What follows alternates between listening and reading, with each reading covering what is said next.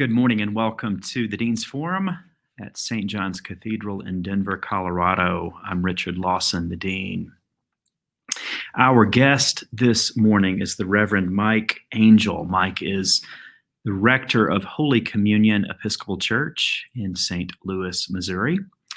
He is a noted preacher and pastor. He is also an award-winning preacher, and there are not many of those. Mike is the recipient of the Bishop John Hines Award for Preaching, which is an award given annually to a preacher whose voice manages to combine the prophetic voice and makes it central to biblical interpretation in preaching. Mike is also the recently published author of a book entitled "How Can I Live Peacefully with Justice?" Mike, welcome. Thanks, Richard. Good to meet you, or good to see you. Yeah. Good to see you again. And we're happy to have you as our guest today. This, for you and me, is a little bit of an unusual day because we are launching this conversation or this forum on Sunday, the 24th. However, right now in real time, you and I are recording it on Wednesday, the 20th, and we have just had, thanks be to God, a peaceful inauguration for our country. Yeah, no, I think there was a lot of anxiety up to what would be 10 a.m. your time, 11 a.m. my time. And so it's nice to be on the other side of that anxiety. But I also really appreciate it as a pastor, as a preacher. I appreciate pre-recording so that I can be in my congregation in these weird times when we're all online. It's nice to be in two congregations at the same time. It's kind of fun. Absolutely. Well, we are happy to accommodate your Sunday schedule and responsibilities. Since it is the day of the inauguration, a couple of things. So obviously we're pre-recording, which means for our viewers, we will not this Sunday take comments or questions in the chat for obvious reasons. And second, I will begin with a prayer from the Book of Common Prayer for sound government. And I think, Mike, that is at least one of the bars that we're hoping for in this day and age is sound government. Let us pray. O Lord, our governor, bless the leaders of our land, that we may be a people at peace among ourselves and a blessing to other nations of the earth. To the president, the vice president, and members of the cabinet, to governors of states, mayors of cities, and to all in administrative authority, grant wisdom and grace in the exercise of their duties. To senators and representatives and those who make our laws, give courage, wisdom, and foresight to provide for the needs of all people and to fulfill our obligations in the community of nations. To the judges and officers of our courts, give understanding and integrity, that human rights may be safeguarded and justice served. And finally, teach our people to rely on your strength and to accept their responsibilities to their fellow citizens, that they may elect trustworthy leaders and make wise decisions for the well-being of our society, that we may so serve you faithfully in our generation and honor your holy name. In Jesus' name we pray. Amen. Mike, it's a pleasure to welcome you here. You have a remarkable biography, and we will talk about your book in just a moment. But first, I want to talk about where you grew up. You were born and raised in Denver, St. Joseph's Hospital, where I and the other clergy of the cathedral spend a lot of time. Your spiritual home, what? Yeah, St. Paul's Lakewood. My dad was among the founding folks out there, and my mom was a priest for a long time. Is a priest, retired, but she served a long time at St. Barnabas, just up at 13th and Vine near the cathedral. So, of course, and home. Yeah, absolutely. So it's this is a kind of homecoming of sorts. I cannot resist asking you: do you have one of those native stickers? Not on my car, but I have a guitar case that I've had since high school that may have one of those stickers on it. Okay, I will then pray for you a little bit more than I would have. Pray for my soul, and all the Coloradans who are working their best to welcome the influx of folks that have come to live in our state. Absolutely. Well, I love your home. I love it here. It's quickly become home for me and for my family. And I can't resist saying it is, it's easy to pray here when the mountains are so tall and the skies are so blue. Mhm, mhm. Yeah, and yeah, it's just a bit, yeah. I miss it. I like to get home. I wish we were doing this in person so I could be skiing on top of it, but we'll have to do that another time. Absolutely. Your book, which was published just last year, is entitled "How Can I Live Peacefully with Justice?" Tell us about the title and how you came to choose it. Yeah, so I'd done a couple little projects with some folks at Church Publishing, and I got invited. It's a little tiny book. It's like 60 something pages. So I got invited to participate in this series by the editor, and they asked me to write a book. Just how do I live peacefully, which would have been, more terse, so a shorter title. I insisted on the words "with justice," Hmm. uh, and a piece of it. I talk about it in the opening of the book, but I got asked to write this book as a pastor living in St. Louis after Ferguson, and at a time when St. Louis was, and by a number of measures, America's most violent city. And so to write the book from St. Louis, you have to write with a very particular perspective. And there was a chant from the streets of Ferguson, and it's since been in streets all over the country, that just I couldn't get out of my head, which is, Mm, if we don't get no justice, then you don't get no peace. mm, Um, and or I talk about it in a little bit in the book. I got really good at translating that from no justice, no peace to KNOW justice, KNOW peace.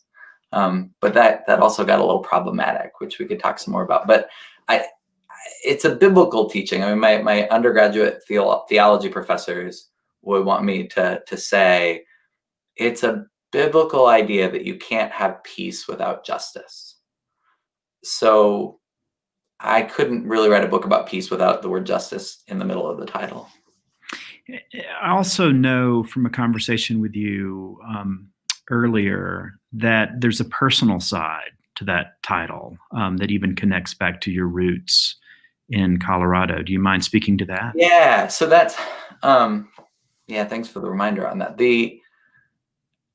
When I've moved to St. Louis about 6 months before Michael Brown was killed, Mm, and I was at the time I was on the staff of the presiding bishop doing young adult ministry stuff, kind of consulting around the church. But I was here half the time, and I was here the week that Michael died. And I remember really vividly going up to Tracy Blackman's church. Tracy's a UCC pastor and has become like the justice and peace minister for the whole UCC since Ferguson. But I went up to Tracy's church, and it was sort of one of the first big community town halls mm, after Michael was killed. And all these different people spoke, from Governor Nixon to major civil rights leaders to the mayor of Ferguson and the police chief of Ferguson, who both managed to put their feet in their mouth pretty thoroughly. But the only words I remember was Tracy had invited one of her members to speak, a Black woman, on the topic raising a Black man in America. mm, And she told us about what I've come to learn is just talked about by the Black community in St. Louis as the talk. And by that, they don't mean the talk about sex. They mean the conversation that Black families have to have with their children, especially their young boys, about how to act around the police. And I remember hearing the fear in her voice, and her real expectation that her child was not safe in a scenario of an encounter with a police officer. And I found myself just immediately, thinking about growing up in Jefferson County, and grew up between Lakewood and Golden, in unincorporated Jefferson County, went to Devlin High School. And I remember I had this really strong memory of some good friends of mine having a sleepover and going to TP, throw toilet paper on somebody's trees in the neighborhood. And the police rolled up and the Mhm. police picked them up. And the next day at school, there were all these pictures of the boys with the police officers, like leaning on the cop car. Yeah. They weren't booked. They didn't get tickets. They didn't have any kind of violent encounter with a police officer. The consequences were all, their parents made them go clean up the toilet paper the next day. And I had to decide for myself, that was my expectation of what it was as a teenager to interact with a police officer. And I was hearing this very different story about the inbuilt expectations of Black Mhm. teenagers when they interact with a police officer. And it was one of the moments in my life when I just had there's a real disparity. This is not equity. This is what I grew up with, and my interactions with the police are so far different from what my neighbors' expectations of their kids' interactions with the police are. And so my expectation of what peace looks like has got to be different too. Mm. So if you don't know the justice there, then it's very hard. We talk about segregation, but we live in different realities in some ways. My reality of being a kid from Jeffco interacting with the police is so different from a kid from North County, St. Louis, and their expectations of interactions with the police. Thank you for sharing that story. And that's a remarkable example of how to connect the dots and to go back in your own memory and sort through your own stories in order to be able to connect those dots. In this book, and building on that example, in your book, you cite a quotation that we actually touched upon with our guest in the forum last Sunday. And it's a MLK quote. I'm going to paraphrase it. As you know, it shows up in a couple of different forms throughout King's writings. But it's where King notes that peace is not the absence of tension, but the presence of justice. Why is that quote important to you and to your book? So that became kind of the crux of a lot of the argument in the book. Is how we define peace. A lot of times peace talks about, or Dr. King talks about defining peace. I also look at Oscar Romero has a similar quote where he talks about peace is not the silence of cemeteries. It's the active presence of justice.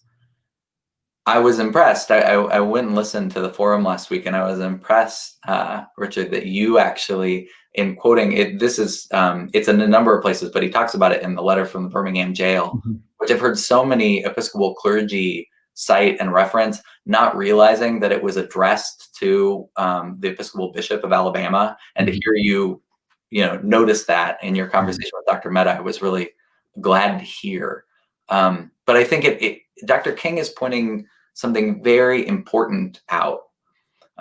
In St. Louis, as Ferguson, there had been demonstrations in the sort of modern Black Lives Matter movement. And there'd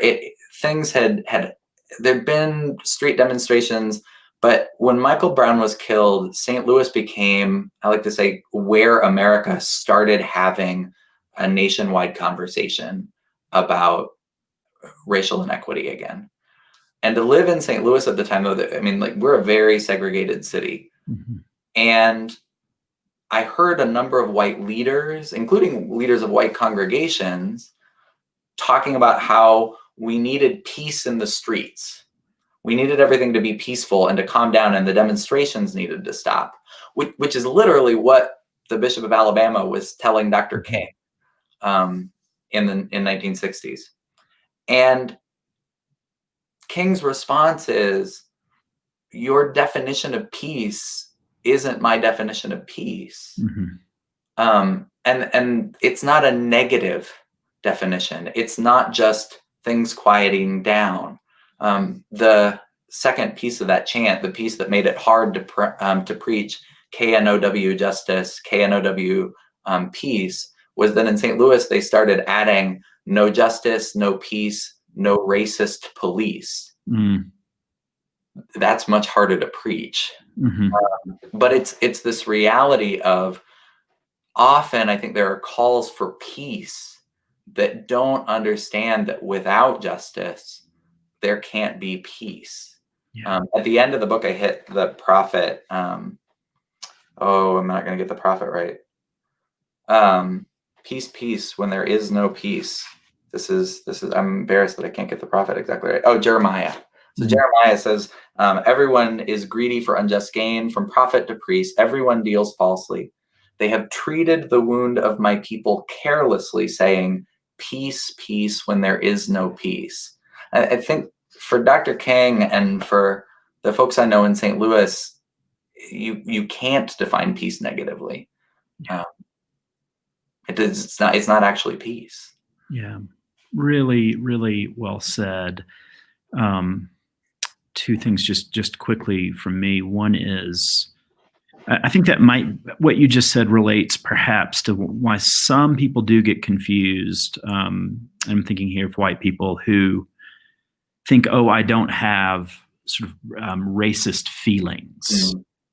Mm, But what we're talking about goes well beyond feelings or sentiment or wishes of goodwill. It actually is about structures and laws and, or to come in from a different angle, the old adage that actions speak louder than words. yeah, yeah.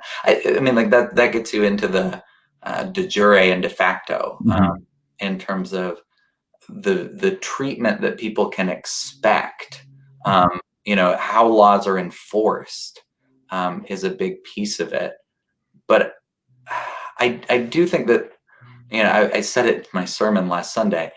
If you went and interviewed a number of the folks that are in jail right now because they were part of the insurrection in the Capitol, if you went in and interviewed them and you asked them, "Are you a racist?" Mm-hmm. Most of them, I bet you, would say no. Might Mm-hmm. be a few that would, Mm-hmm. say, "Yeah, no, I believe in white supremacy," but Right. it's not often about a conscious bias or Right. what's we're seeing in St. Louis and what's being protested is not often. I mean, there were issues with text messages between police officers and really showing, verbalized bias. But most of what needs to change when we talk about justice, when we talk about equity, it's systems. I mean, you got to look at Mm-hmm. school systems, and you've got to look at incarceration rates, and you got to look at how sentencing happens, and the racial like the disparities in sentencing between the African community and the white community. Um, and a piece of that is, I mean, like, I think we treat peace like a resource, and when we define peace negatively like that as an absence, Mm-hmm. um, we talk about certain peaceful neighborhoods, and we talk about peaceful places, um, and it becomes one more thing that some people have and then others don't have. Mm-hmm. And if we're talking about peace theologically, how I mean, like, you can't have peace without relationship. Like, peace Right. only exists in a relationship. So to wall some people off from peace, like, it just Mhm. theologically, it becomes this problem about, can we really call that, as Christians, peace? Mm. Yeah, let's look at the other side of the equation, or the other side of King's quote. Then, can you think of an example of or give us some color on a neighborhood or a community where you have seen that presence of justice leading to therefore an authentic or true peace? Yeah, and I mean, like, outside the kingdom of God, you got to be careful. But I'm really, really lucky that I actually met my congregation on the streets of Ferguson. I was Mm. on the staff of the presiding bishop, but it was not the meeting at Tracy Blackman's church, but a rally that she had organized, and she invited a bunch of clergy. And I went with Mike Kinman, who was the dean of the cathedral here in St. Louis at the time. He's now out in Pasadena. And there were a bunch of Episcopal clergy there. There was only one congregation that showed up with a whole bunch of members. Oh, was that Holy Communion? Holy Communion. And it was wild because there were Black women in their 80s, and there were like white teenage girls and sort of everybody in between. And I was under strict orders because I was on Bishop Catherine's staff not to get arrested because it could cause a problem on the national, like the PR for the National Episcopal Church. And so they said, don't get arrested unless the Bishop of Missouri is getting arrested. So I was supposed to stay really closely glued to I mean, Wayne. I don't know why I find that.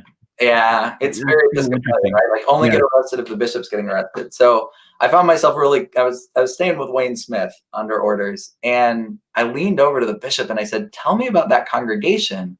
And he said, oh, they're looking for a rector. And I said, I'm not looking for a job. He said, you should be. And that was my introduction to Holy Communion. I got to know them. But Holy Communion sits in University City, which is one suburb out from St. Louis City. It's the only municipality in St. Louis County and in the region, other than the city itself, that actually reflects the racial demographics of the region. Basically, every other municipality is so segregated that there are, like 90% Black municipalities and 90% white municipalities. But U City actually reflects the demographics of the region. And that was not easy. And my congregation was a white flight congregation. They moved from the center of St. Louis City in 1938 out to University City. And it was because demographics in the neighborhood were changing and the white parishioners were moving out and the church was going to follow those parishioners. And it's a part of our history. It's a part of a lot of Episcopal Church histories. Actually, the white flight is a big phenomenon in our denomination. But under the same rector, he was a young guy when they moved. Under the same rector in the 1960s, they were also the first Episcopal church in the region to integrate. A couple of Black families joined the congregation. They desegregated the church. And one of those Black families was the first Black family to buy a home in the first ward of University City, breaking what we call redlining, the segregation of neighborhoods in University City.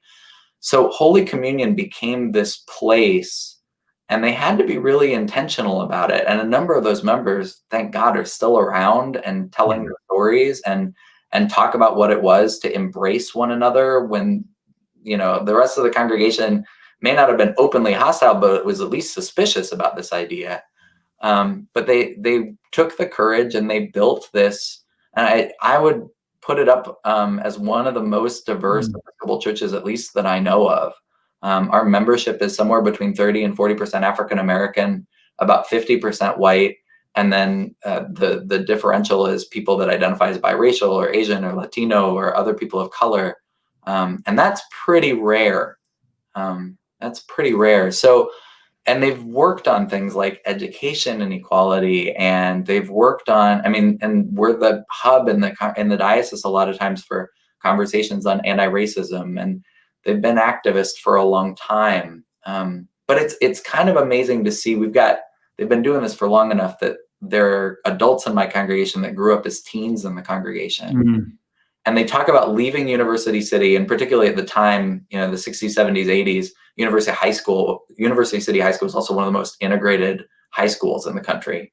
And they talk about even going to like the University of Missouri and realizing the world wasn't University City, realizing that racial segregation was the norm, not the integration that they had experienced. And a number of them got really involved in college in anti-racism work because they had this grounding that told them that the world is not as it should be. The world that they were encountering is not. They had this, another world is possible. So I'm really lucky to get to work with and be mentored by some incredible people of faith that have been on this journey for a really long time. That's a great example. Thank you. I'm curious, as the rector and pastor for Holy Communion, do you find yourself in situations, and of course I don't know your parish beyond what you've just described, but are you aware that sometimes you're preaching these social justice themes to people in the pews who at first might not agree with you? Yeah, that's the it's never $1 million question because we're Episcopal clergy, but it's a big question. At Holy Communion, I'm mindful that I've got colleagues in my region that have a different piece on this. they're preaching with white industry leaders who were among the folks that were calling for peace in the streets and will work out justice later. I didn't have quite as much of that, but it's a very diverse congregation in almost every stretch of the word. I have to be mindful when I'm preaching that it's tough because we've got folks that were activists in Ferguson. There's a member of the Ferguson Commission that the governor put together after Ferguson who's on my vestry. I've got folks that are deeply committed to this work. And on that side, if I don't say something, or if I don't key into language in specific ways, I can upset the folks that are working day to day for justice. On the other hand, one of my predecessors had the good fortune of having Jack Danforth, former Missouri senator and Episcopal priest, as a priest associate, and Jack was in the pulpit sometimes. And at Holy Communion. At Holy Communion. And there are folks that joined the congregation then who, a number of them are registered members of the Republican Party, and right. They would have a whole thing about the kind of Republican and the generation of Republican and things like that. But there is this disparity, and Holy Communion has been known for a very long time as this place where people of different races, of different backgrounds, of different economics, and different political parties come together. And that's I do think that can be tricky. It's tricky to hold together in some ways, but as a preaching challenge, I think it's been important.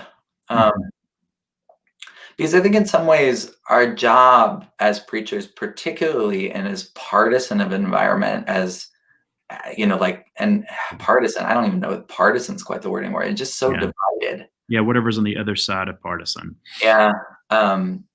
Is how can we be more creative than what people are feeding in social media, in news media, on a really steady diet of the ads and the perspectives of the party that they have signed up for. And how can we engage in a way that is more creative than that? How can we engage in a way that preaches the gospel and is hearable? It's hard to say no matter where people are, because I do think that there's a degree to which some of our politics has become divorced from reality. But how do you cut through some of the heavy media environment and heavy, divisive politics? And frankly, the only place I can go is Jesus.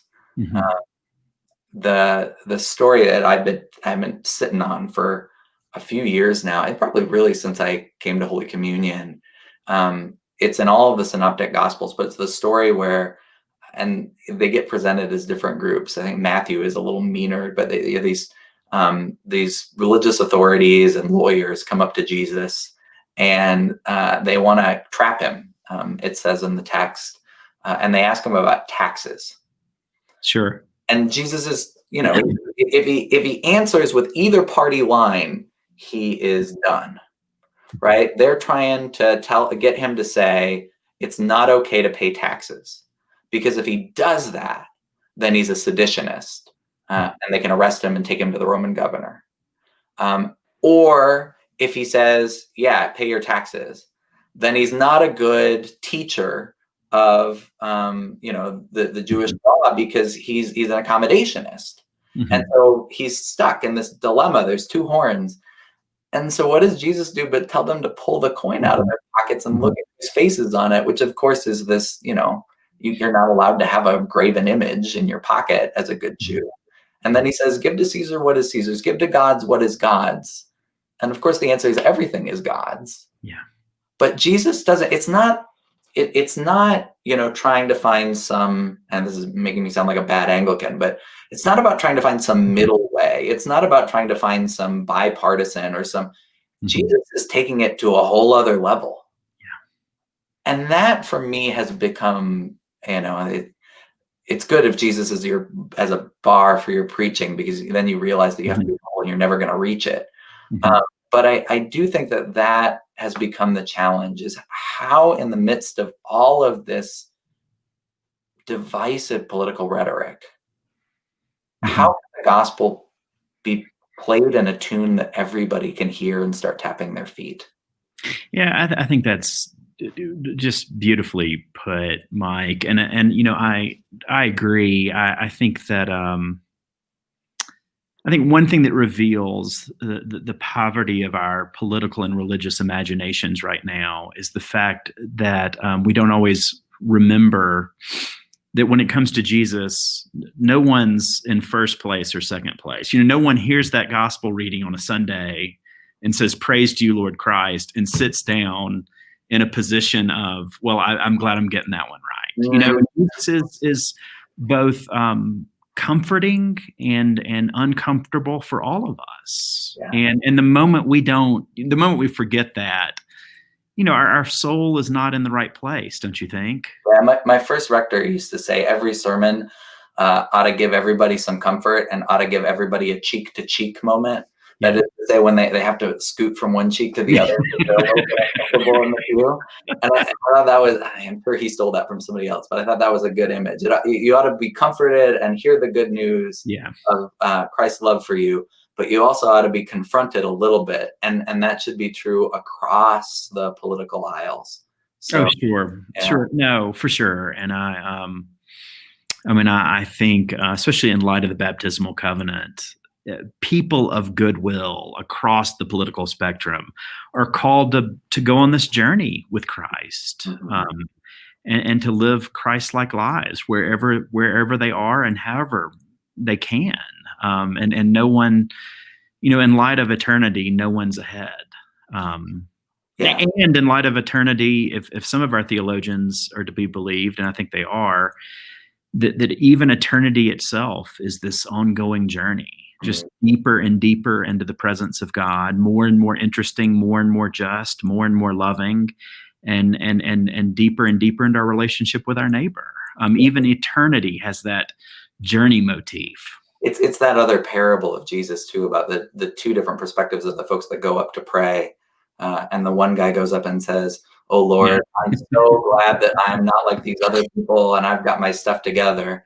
And the yeah, other guy says, "Have mercy on me, a sinner." And Jesus says, "That guy went that guy. justified." Agreed. As we start to look toward the end of our time, I want to keep us on track because I feel like I have 2 to 3 more just spectacular questions for you.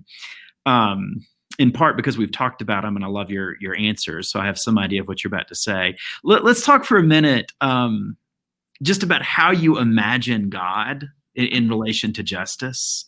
Mhm. Literally, I'm not looking for your creedal gospel answer so much, but how do you, in this search for justice, however grand our search is, or however small it feels to each of us, where is God in that? Where do you picture God?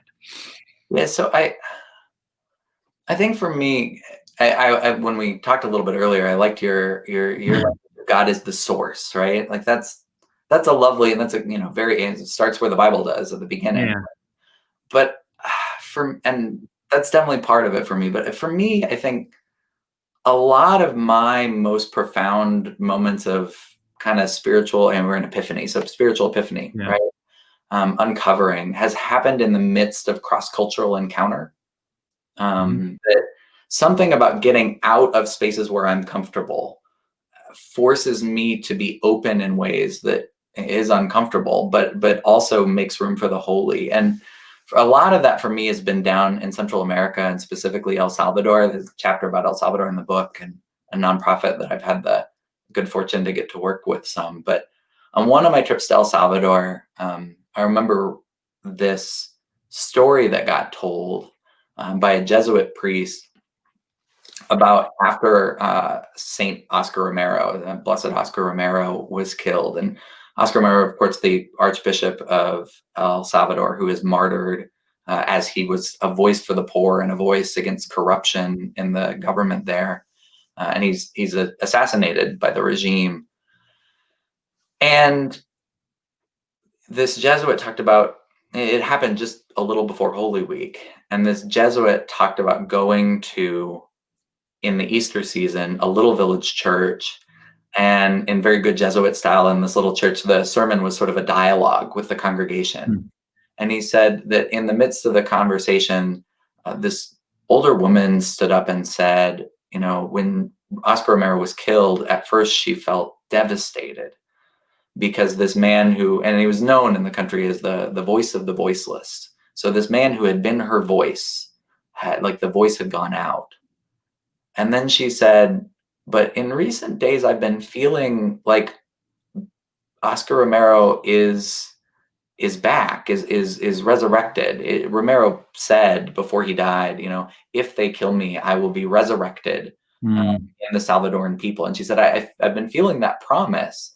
And I've been feeling like it's time for me to raise my voice, for me to be my own voice. And so God is the source, and God, of course, is the destination of all justice. But God is also an ongoing invitation in the midst of our life to raise our voices, to lean into the questions of our day, to be in a holy way curious about the experiences of our neighbors. Mm.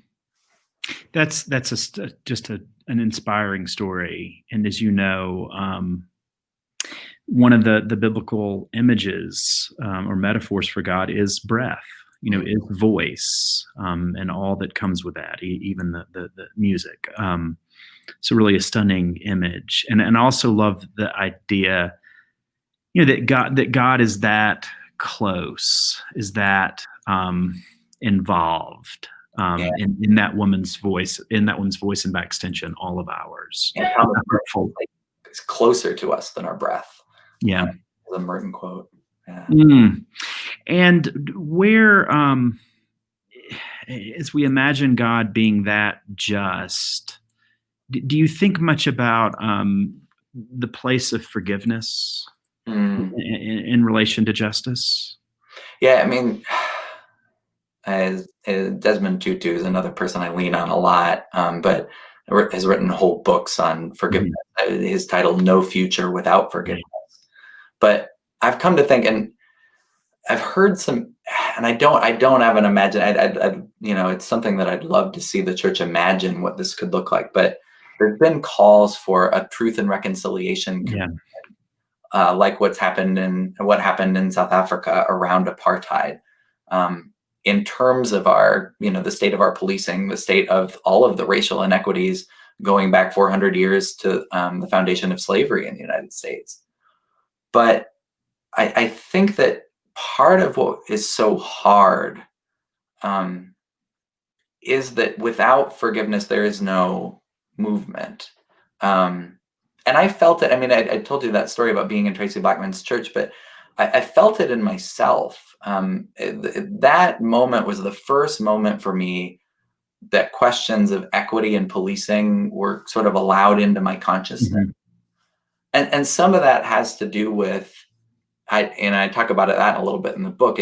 Ferguson for me felt like an unveiling, like a revealing, and it was my friend Willis Johnson, who's a Methodist pastor, said it was like a dam broke, and these stories that had been told inside the Black community suddenly were being shared wider with the world.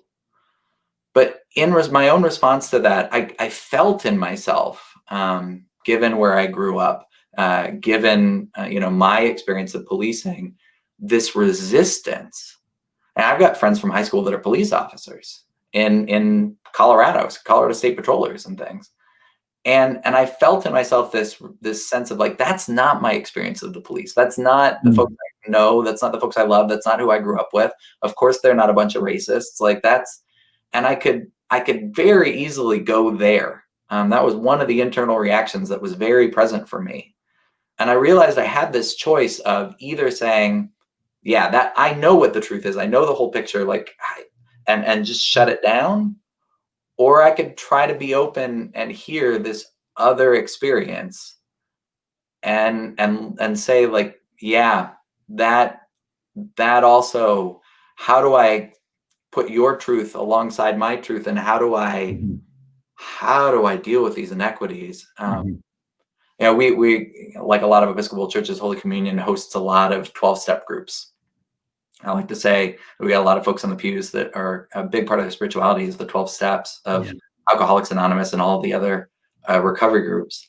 But the first step is you got to admit you've got a problem. Hmm. So I don't think we get toward justice until we do that work of moving out of denial and moving toward reconciliation in the sense of owning the issues, owning the problems. I really appreciate your answer, and well, thank you for it. And I'll just share very quickly why I think it's an important question. I do think there are a lot of, especially a lot of white folks, that have, if they're honest, a lot of guilt, Mm, um, and I think they need to do that work of just saying, "I'm so sorry, dear Lord," and saying, "I'm sorry" when they can to their neighbors, and moving on to that next step of now what? How can I live a more just, mhm. peaceful life? And that's why forgiveness is absolutely a part of the equation. As you know, as a good pastor, it's the beginning of the equation. The equation goes on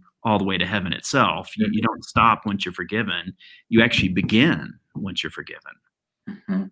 I do think, though, and it's important to say, Dr. Catherine Meeks, who's at the Absalom Jones Center in Atlanta, and convenes a lot of the conversations around issues of race and equity in Atlanta, talks about how often white guilt becomes a stopping point Hmm. too. And she talks about, these times when she's gotten involved with white vestries or Hmm. committees talking about racial reconciliation and reparations conversations, and how much it just becomes about, like, what do I have to do to make it right as a white institution? And she said, if that's all you're able to get to, like, I can't, like, the real questions of immediacy is, how do we address the inequity now? If your answer isn't working to change the structures that are continuing to produce inequity now, if you're not actually making changes in the lives of communities of color and other socially disadvantaged communities right now, that your answer isn't going to be complete. And you're going to be stuck in this place that is not actually moving toward justice. I'm glad you mentioned that as well. Dr. Meeks will be our guest in the Dean's Forum here in Oh, just a few weeks. yeah, it's fantastic. I think fantastic. I think we've got time for one more. St. John's Cathedral is mentioned in your book. Mhm. Mind sharing the story that's in there? Yeah, so it's a really brief mention, but it was a really important moment in my life, and it doesn't get a lot of airtime because it was such a short book. But um, the last chapter in the book is really sort of the chapter on inner peace, and I make a distinction between peace within myself versus peace with myself. A lot of and everybody comes from a unique story, a unique place, but a lot of my early sort of getting into questions of justice and peace came around my own experience of coming out as a gay man. Um, and that happened to be like, I started that journey of coming out around the time I was in high school when Matthew Shepard was killed up in Laramie, Wyoming. And I'll never forget my mom, who's a priest, was her seminary preaching professor at Iliff, a guy named Tom Troger, preached at the memorial service that St. John's Cathedral held for Matthew Shepard, which is the largest memorial service at the time. And I remember how important that was. And some, growing up in Jeffco, Jefferson County in some ways is like the northern extension of Colorado Springs in terms of the big evangelical churches in Jefferson County. And I grew up in a culture with a lot of, very sort of literal interpretation of scripture churches and friends that were part of those. And I was really fortunate to grow up in the Episcopal Church with a mom who had friends that were in ministry as openly queer folks. But I was amazed by St. John's witness in the midst of that, the willingness to say the prayers and to accompany Matthew's family, and to do that in a way that was public and was costly. This is right, end of the 1990s, early 2000s, and it was not a it was not an easy thing for St. John's to do. There were protesters outside during the funeral. It was a big deal. And that for me, I told that story in the midst of a racial equity workshop I was in college. And a lot of the questions on racial equity started not with that story for me, but with the story that got told next by a college classmate of mine, an African-American woman who talked about a Black man who was killed in Texas and dragged behind a pickup truck. And it had happened within a few months of Matthew's death. And of course, I had heard about what had happened to Matthew, but I hadn't heard this other story. And I realized how commonplace those stories are and how common the fear was. And it was really, that opening of my experience of the reality of this country is not my neighbor's experience of it. And my experience of the, kind of peaceful place that I grew up, even problematized as an openly gay person, is not my neighbor's experience of peace. And how do I reconcile with that? But to that, I've always remained incredibly grateful for St. John's on that issue, on questions of homelessness, when Burt Womack was the canon to the ordinary. Oh, God rest his soul. Yeah, the work that St. John's has done as a public witness for another vision of Christianity in the midst of a town that can have a lot of very powerful voices for framing what Christianity is. I've always been incredibly grateful to St. John's for the costly stands they have taken for inclusion, for equity, for justice. Thank you so very much for that. And I will just say briefly, it's an honor as dean to stand on those shoulders. I mean, there literally are saints who've been here, who've been incredible witnesses for an inclusive and kind and vibrant Christianity. So I'm really grateful. Mike, I am really grateful just for your time, your generosity, your creativity, and know that you're one of the great witnesses as well. This class in many ways, and it was about justice in one sense, but in another sense, it's actually about epiphany and the ways in which our eyes and hearts can be opened to the truth and to justice and above all to that close presence of God that is at the heart of every one of us. So thank you so much. And I, on the other side of the pandemic, we can't wait to host you in person. I'd love to come. And Richard, I'd be remiss if I didn't say you have built a team of folks who I have so much respect for. I've got relationship with Canon Broderick and with Tina Clark, and I'm anybody who can put a team together like that, and I get such great reports about your leadership of them. So I'm grateful for a chance to have conversation with you, but also thank you for doing the good work you're doing. It's not an easy thing to build a team and lead a team like that, and you're doing it with grace and humor. And just thank you for what you're doing. You're kind. Thank you. I'm very, very lucky to be with the team that I have. Well, God bless you. Good luck on Sunday with Holy Communion, and until we meet again, Mike. Likewise. Thank you so much, Richard. Sure thing. Our service of Holy Eucharist with spiritual communion begins soon at 10 a.m. Please join us on our homepage, sjcathedral.org. Also, in-person reception of communion in the cathedral between noon and 2 p.m. occurs this afternoon as well. There'll be an organist playing, a priest will greet you outside, time for pastoral care and conversation before you are welcome to receive communion inside. Thanks for joining us, and until we see each other again, God bless you.